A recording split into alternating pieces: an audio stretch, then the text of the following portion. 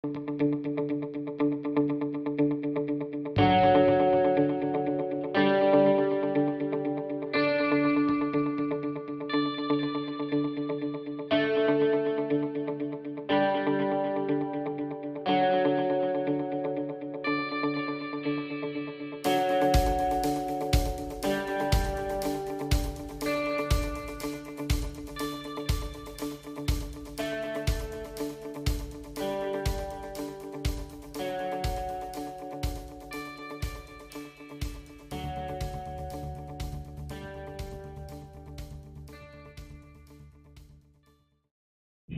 everybody, it's Jeannie here at Jeannie Beef, and we are so excited to have my good friend Brenda and her husband Michael, who are now best-selling authors. Congrats! We're having a special evening tonight and a book signing for you guys, and I couldn't be happier for you.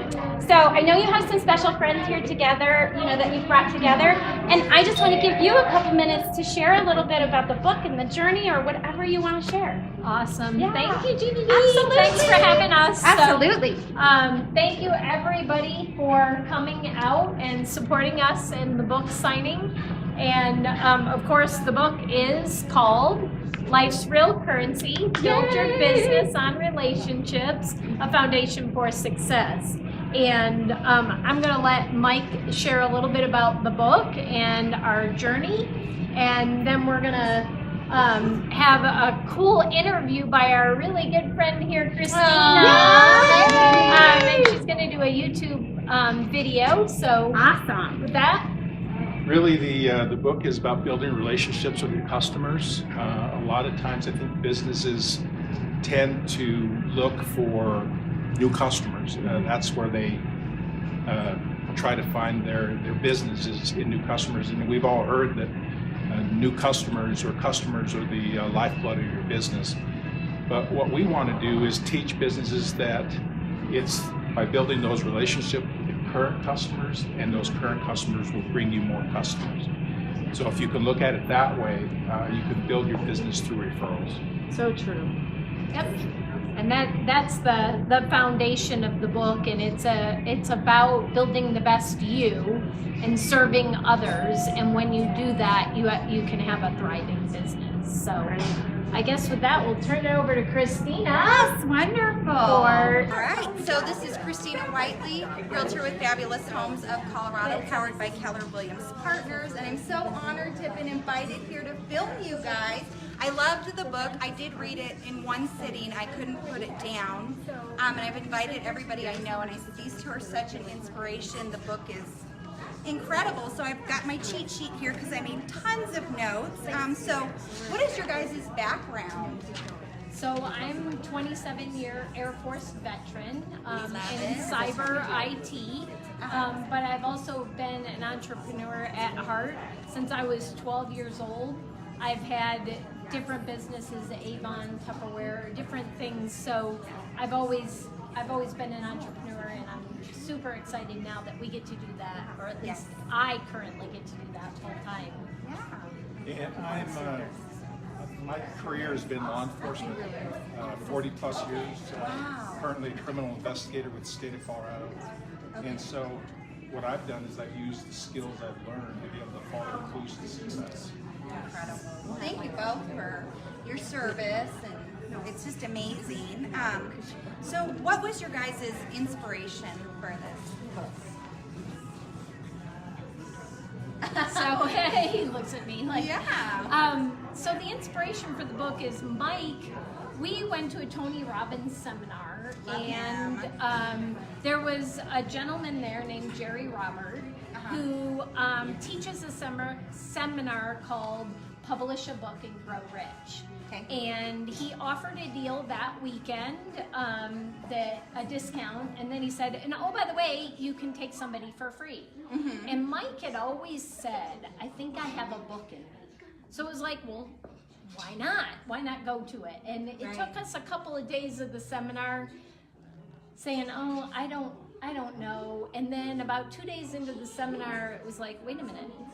We do have a lot to share, and we've already been sharing it with businesses, and so we should put it in a book format because then we will reach more people that way. Yeah, well, and I'm so thankful you guys did, because I absolutely loved it. I got really inspired, and it got me some ideas too. So tell me what ROI means, and it's not what everybody thinks it means. Well, most of the time, people, when you hear ROI, it's return on investment. Okay, so you're talking about money when you're talking about a return on investment. But really, we invest in relationships. And when you invest in relationships, then it's relationship optimized income. So if you build those relationships with your customers will bring you additional customers. So it is really about building those relationships and just loving on your customers. Absolutely, yep. And then I made a couple of notes from the book. Make your focus the relationship and not the sale, as you had said. Yep. Separate yourselves from the naysayers and your fears. Can you elaborate on that? Because we are really what holds ourselves back. The sky's the limit. It is. If we just get rid of that mindset. Exactly. So the stats out there is that we're surrounded by 87% negativity every single day. And unfortunately, in the background that Mike has in criminal investigator, he says it's probably like 95%. So you have to be a part of that 13% club, and you have to surround yourself with like-minded people, positive people, in order to keep going. Because if you don't, life can get you down. Absolutely. Business can get you down. Yeah, no, I thought that was And I think the other part of that too is we get so comfortable doing what we're doing, just going through life, just kind of coasting, and we get in that comfort zone. And I've heard that the comfort zone is a wonderful place, but nothing grows there. Yep. You know, and I don't know if you've ever been around a body of water where it just gets stagnant and it starts to smell after a while. I think that's what happens to individuals and businesses if they're not out of their comfort zone and trying to learn new and better ways to do things. That's a really good analogy, actually. I've never heard that, and I love that. And that was one of the points that I had saw too. Don't become stagnant. Be willing to change as the times change. You also referenced having a grateful heart. Do you guys want to elaborate on that? And we have a great group on Facebook that I'd love to be a part of too, that you're always sharing all these cool ideas. Yeah, so to just be grateful. I mean, wake up every single day and live with gratitude. So think of all of the things that you're grateful for and live in positivity, because if you think about it, when you reach out, we all have a invisible sign around our necks that says, make me feel loved and appreciated. And when you do that, think about it. If I say to Debbie, oh my God, I love your outfit today. You look so amazing. Doesn't it lift Debbie up? Doesn't she then have a lift in her step all day long? We've all heard what you give out comes back tenfold, right? The secret, the law of the universe, whatever it is. And so we truly believe that if you keep that in mind and even start your day and write 5 things you're grateful for, and before you go to bed, write another 5 things you're grateful for, it'll change your attitude, how you go about your day, and you'll sleep better. Yeah. And really, it's pretty simple. If you have a grateful heart, you really have no need for complaint. So you look at the world with gratitude, and you realize how fortunate you really are. Very good. You guys are just incredible. So I loved this one. Knowledge is not power unless you do something with it. You guys want to elaborate on that? Well, think about, I mean, you've always heard that knowledge is power, Right. but it's not necessarily true. Think of it like a stick of dynamite. A stick of dynamite has a lot of power in it, but what does it take to actually make it do something?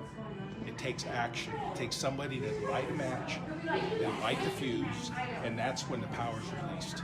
It happens with knowledge unless you take action with that knowledge. So I really did like the 3-legged stool. And you So, and I talked about that over Yes, coffee. we did. But I'm going to defer to Mike, because that really came from Mike. sat in several seminars, and he came up with that concept. So I'm going to let him share. Well, a three-legged stool, I don't know if you've ever seen one, but if you've ever sat on one that's got a short leg on it, it's a little bit wonky and a little bit wobbly. And that three-legged stool represents self, others, and business. And if you develop one portion of that or overdevelop it, then you end up with a wonky stool. And you can't be successful unless you develop everything people. Develop yourself, learn to serve others and love others, and then put it all together and it makes your business flourish. Yeah, I think that's so cool. We are always 6 inches away. What are those 6 inches? So the 6 inches is the distance between your ears, and you talked about it earlier, and it's our mindset and the crud that happens in our head every single day that keeps us from being successful. And so it's the 6 inches between your ears. You know, just think about from the minute you're born, somebody is programming you to act a certain way, to behave a certain way. And so a lot of times the way we view the world is actually colored by how we've been programmed. And so it really is important to make sure you're constantly self-evaluating, making sure that you're seeing the world in the right way. Coming from law enforcement, after my first career, I realized that my view of the world was not right. I didn't like people, I didn't trust people, I was jaded. Sure. I had seen what people can do to each other, and so it colors the way you think and the way you see the world. And so it really is important to self-evaluate and make sure that your view of the world is right. I loved all the stories of triumph that you guys put in the book. Those were super inspiring. My next note says, follow up a lot. It is cheaper to keep an existing customer client and value your employees. So we've all heard it's more expensive to go after a new client than it is to keep an existing. And for instance, you're in real estate. Yes. So without disclosing too much, but how much would you say your average commission is here in Colorado Springs? We'll just say roughly, just to make even numbers, $3,000. Okay, awesome. So $3,000, did you know that client is really worth 10 times the amount of their first purchase? And if business owners thought of their clients that way, and they realized that they were worth $30,000, do you think you'd love on them a little bit more and pay a little bit more attention to them and spend a little bit more money appreciating and loving on them and keeping them as a current client? But most people they don't see that. They're on to the next sale because they're chasing that next sale, and they don't need to if they just love on their current clients. Yeah, I agree. And value your employees. Yes. You know, I think a lot of times businesses don't understand the value of loving on their employees too, because whether they like it or not, your employees are going to be talking about the business. And it's those comments that will either make you successful or not. If you don't treat your employees well, they're going to be out there talking about it. Whereas if you treat them well, they're also talking about that too. So if you treat your employees well, people are going to know that you're going to be treating your customers well. And they'll recommend your place of business too. Yes. Or, if you need a job, I would recommend it. Be inquisitive, forget everything you know. Mm-hmm. I loved that one. And don't settle into routine. We kind of touched on that. Be willing to change as the times change. None of us like change. It's uncomfortable. It's uncomfortable. Like Mike said earlier, it's your comfort zone. You like to stay in that comfort zone. But change is inevitable, and it's required in order to grow both personally and professionally. Michael get the quote better than I will, but the only thing worse than legacy. Thank you. No legacy, technology. The only, Legacy thinking. yeah, the only thing worse than legacy technology, and we all know how well legacy technology works today, is legacy thinking and not changing with the times. Marketing today is so different than it was 5, 10, and 15 years ago. And if you don't change, you're going to lose out, and you're not going to be around until November. Yeah, I agree.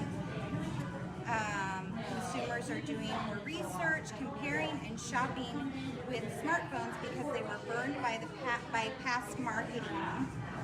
Yep. Email ads are not effective. Handwritten cards is where it's at. Yes. And so it has, I mean, think about it. At the end of the day, what is your goal with your email? Delete, delete, delete, delete, delete. You know, how many emails do you actually read? They say that an effective email campaign has a 10% open rate. Do you want a 10% open rate? Or with greeting cards and gifts, they say it's 100%. I'm not going to be that bold, but I'm going to say a 95% open rate. Do you want your message read 95% of the time or 10%? And who doesn't love to go to their mailbox and open the mailbox and find something other than a bill or a junk mail? When you get something personal in the mail, it makes you smile. You drop everything else and you pick up that package or that envelope and you open it and you read it. Right, and you took the time to do that. So it used to be we got so many letters, we would open the letters, we'd be excited about email. Right. And how the times have changed. Exactly. Now we're bogged down with, oh my goodness, Yep. it's too much email.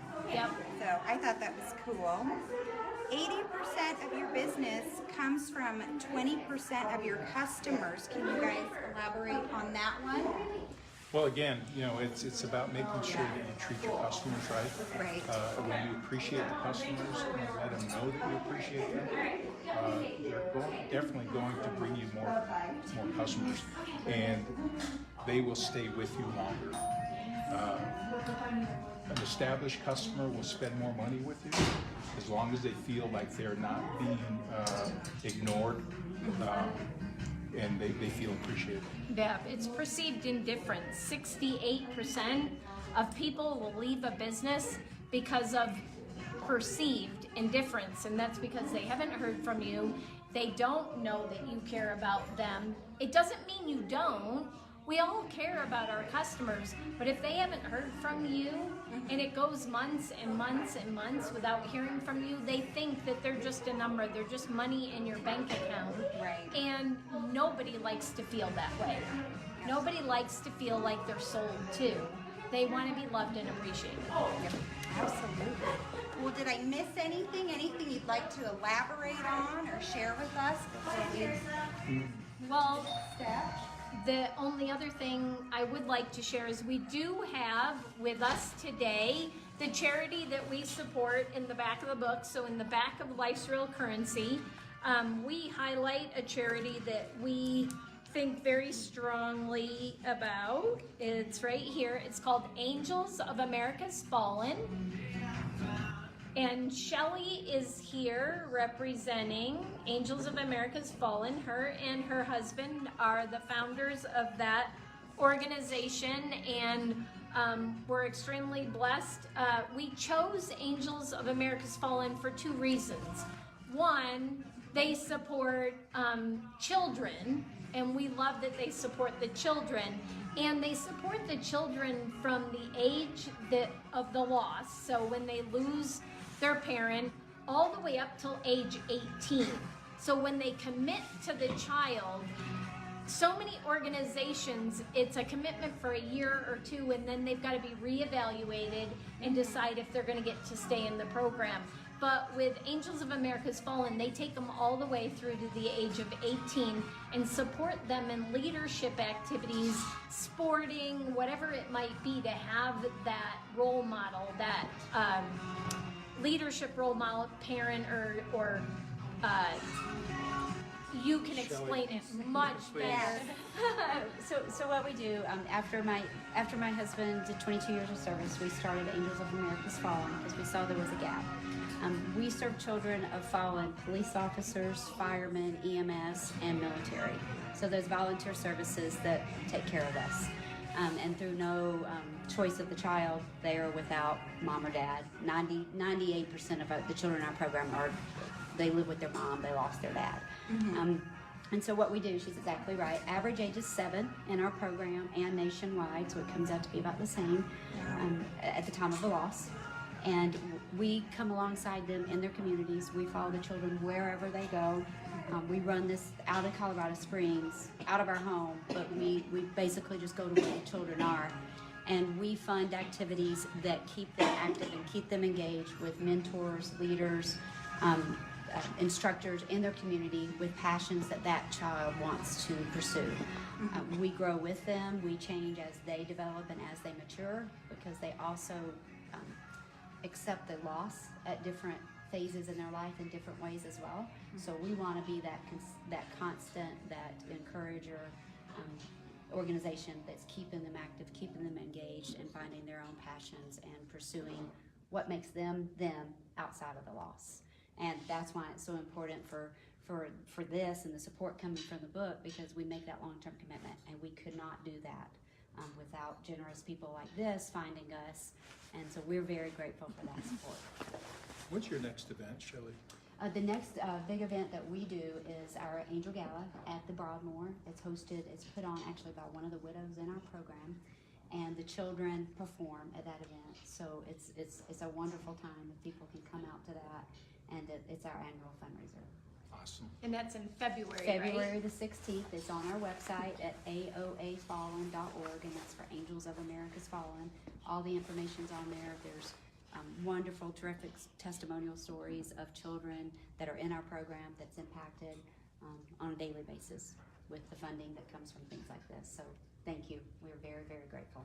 And we're grateful to you because it was a way to touch both the community that Mike's been involved with 40 plus years and my military service. So it was an organization that we both could get our arms around and support, because they were supporting both of our backgrounds and both of our communities. So with that, we have a check for $400 that is already from the proceeds of the book that we want to present to Shelley. That's incredible.